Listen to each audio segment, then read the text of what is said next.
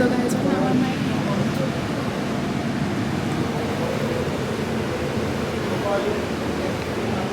hopefully you guys can see that. Those are the views. I just came back from the club. Yeah, everybody's asleep, so let's do story time. I'm gonna tell you guys a story of like one of my first times being in Miami because I'm in Miami, so why not?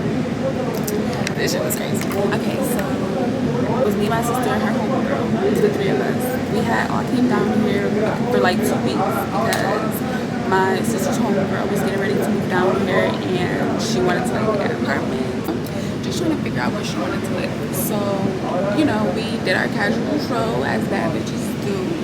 We stumbled across some men. So the men were really cool. Like, they were a vibe, I would say. So the guy tells my sister's homegirl, like, oh, like, I'm in a club. Like, you guys should pull up. So we're like, okay, we're gonna pull up. Like, we don't really have nothing really to do, so we'll pull up. So we didn't mind that the club was in the hood because we're not stranger bitches to the hood activities. Like, we're down for the hood activities. We were like with it. So at first red flag, it was in the hood. So we're like, okay, so we get in the club. Like, this is before it's open. Like, nobody's really there. This is our first time seeing the club. So I'm in the club. I'm like, okay, it's a vibe. Like, it's cool, got potential. Like, maybe it do be lit. This is like one of those vibes. You know, I'm not from here, so I don't know. This is my first time in Miami. So we get in there, they playing rags to riches. So that kind of threw me off because that was like a red flag number 2 for me. I think I texted my homegirls in a group chat about that. Cause I'm like, rags to riches in the club, like a hood club at that. Like, y'all playing rags to riches, okay, whatever. So next day, we don't end up going to the club that night just because it's just like, I don't know. So yeah, that was the backstory of who this guy even was. So we go back, we go the next day. This time we're actually going to attend the club. So we put on our outfits. I had on sneakers and like shorts and a shirt, a regular shirt, like a t-shirt, because I didn't really know like Miami attire, so I didn't really know what to wear. I kind of just packed anything. You know, I was young. This is my first time. I was probably like 19. So we all cute. We taking pictures. We posted up, parking lot pepper, like we chilling. So we go in the club. The club is a vibe. Like, we drunk as fuck. Like, we lit. So we leave the club. It's time to go. Everyone's leaving the club at this point. So now this is where shit starts to get a little spooky. So we leave the club. The promoter like, wait, y'all. Like, he trying to talk to us after the club. Him and his homeboy. So it's 3 of us. Me, my sister, and her homegirl. And then it's the promoter, his friend, and then like his other friends. So there's like 3 niggas and 3 of us. So they're trying to talk to us, like get our numbers, see what we're trying to do at the club. They're trying, you know, we was not with that. We was just trying to go about our day. Like, my homegirl telling the promoter, like, yeah, like the club was cool. Like, he wanted to get our opinion on it. Like, it's cool. Like, it was a vibe. We was chilling. But we're standing outside the club. So it's my sister's homegirl, like right here, me in the middle, and then my sister right next to me. And then we're facing towards like the street, and then the guys are standing in front of us. So there's a guy in front of my sister's homegirl, there's a guy in front of me, and then there's a guy in front of my sister. Keep that in mind.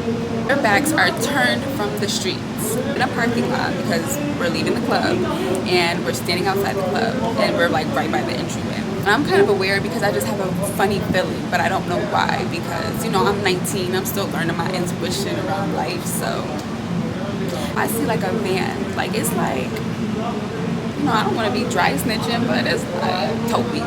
It was all taupey and stuff. So like it kind of blended in, like it was like a silvery, it was late night, it was like 2, 3 in the morning. It was like silvery, tinted out minivan. So I'm like not really thinking nothing of it because they're just driving by slow. I didn't think I seen nobody get out, which is why I didn't trip about it. I thought I just seen them park and then keep going. So 3 niggas got out, and the nigga that was driving the van had like a red bandana, like, you know, around his mouth, and then there was, you know, 2 guys that had red bandanas around their mouths, and it was another guy, but he didn't have a bandana. So my bad, y'all, had to get my alarm. So while the niggas are talking to us, like I said, 3 niggas got out the car, but I didn't see them get out the car. They must have got out on the other side of the van, which was not facing towards me. They got out the car and they start walking up, like creeping up on the guys that were talking to me, my sister's homegirl, and my sister, like from behind. So my sister's homegirl is calling my sister as they're creeping up because she sees what I see. my sister's so focused on talking to the guy she was talking to, whatever they was talking about. I don't even know what the guy that I was talking to was talking about, and I don't think my sister homegirl knew what her guy was talking about either. And I really didn't give a fuck because he was just like in my face, and I'm just like, so the guys start creeping up, and I'm like froze. Like I see it. My sister's homegirl sees the guns. They see the people creeping up on the guys or us or whatever. Like I'm thinking like, okay, what am I about to do? Like I need to do something, but I don't know what to do. Like I'm scared. My sister's not responding to her homegirl, and I'm just like panicking, really, with no time to panic. So I was on some scare shit. Like y'all, I couldn't even, like I didn't even know what to do. So like I ran, and just so happened to be the guy that I was running to was one of the guys with the guns. But I ran into him because he was creeping up on the cars, and there was 2 cars facing head on, and there was a little tiny space in between them. So to get to our car, you had to go through that little tiny space, or you had to go around. There was 2 shooters in the back. I wasn't going towards those guys. They had bandanas and black ups. I was not gonna fuck with them. And then it was the one guy who didn't have the bandana who was creeping in between the small space of the 2 cars that was head on. So I went through the 2 cars that was head on as he was going through the 2 cars that was head on, and he like, you know, glided me out of the way.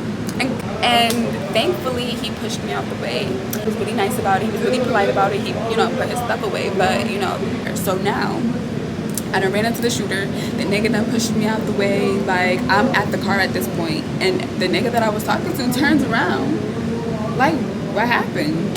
The homeboy that I was talking to is looking at me like I'm crazy. Everybody's looking at me like I'm crazy. Like, all the niggas, everybody. Like, I was so embarrassed, but I didn't give a fuck. I wouldn't do anything differently because I feel like if I didn't do what I did when I did it, something would have potentially happened to either those guys or to us. My sister homegirl said she had a plan for what she was gonna do, but my sister wasn't paying attention. Like, once I did that stupid shit and the nigga pushed me out the way, like I fucked their whole shit up, the niggas was gone. The van was gone. Nobody was there. So yeah, in hindsight, I wouldn't do that again, because if he would have just like pulled out his gun and just started shooting at people, I would have been the first person shot because I was the person in front of him. So it was so crazy, y'all. Like, now I feel like I'm in a position where like I wouldn't know what to do, but during that time, y'all, I really didn't know what to do, and I was so scared. Like I said, I was literally shaking in my boots. I was so embarrassed. Like, I felt just so stupid. The niggas was looking at me like I was crazy because they're like, what niggas?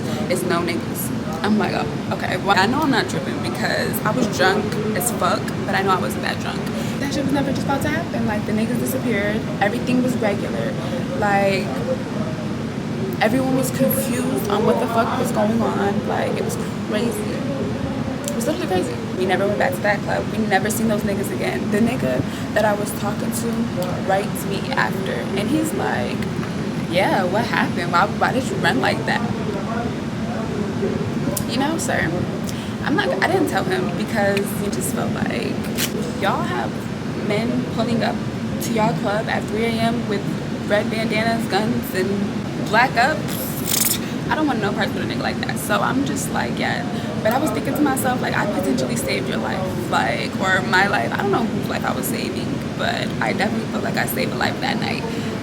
And as embarrassed as I was, like, it was kind of worth it because something really bad could have happened that night, and maybe I wouldn't even be here to tell that story. So yeah, every time I come to Miami, I always think about that time because you really got to be careful with the niggas that you get caught up with out here, especially being just a pretty girl. Like, I have so many stories, but like I wouldn't tell them because like they're probably like incriminating. Like, I'm pretty sure that's almost crossing the line of dry snitching.